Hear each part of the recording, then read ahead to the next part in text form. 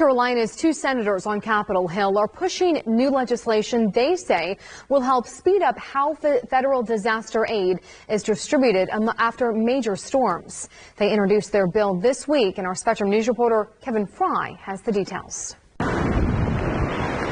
North Carolina is no stranger to natural disasters, with recent hurricanes like Matthew and Florence causing devastation. Now, North Carolina's 2 senators want to speed up how communities get help. We're recovering from 2 hurricanes, 2 years apart, and we've got to really get to a point to where we're more responsive. Senators Thom Tillis and Richard Burr are introducing a bill reforming federal disaster aid.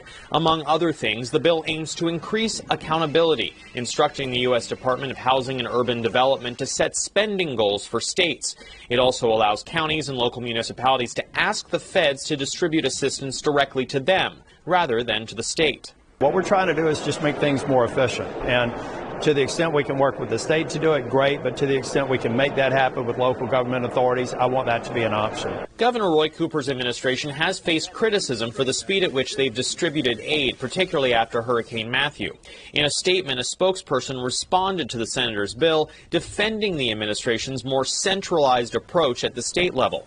She wrote, "North Carolina has spent more than $3.2 billion to help people recover from recent hurricanes. Many local officials who are overworked and understaffed asked for the state to play a bigger role in recovery spending, and our state spending increased markedly after that." Cooper's office says Congress should focus on formally authorizing the disaster grant program, arguing that could expedite the process of getting aid to folks who need it. Cooper joined with other governors in signing this letter to Congress urging action.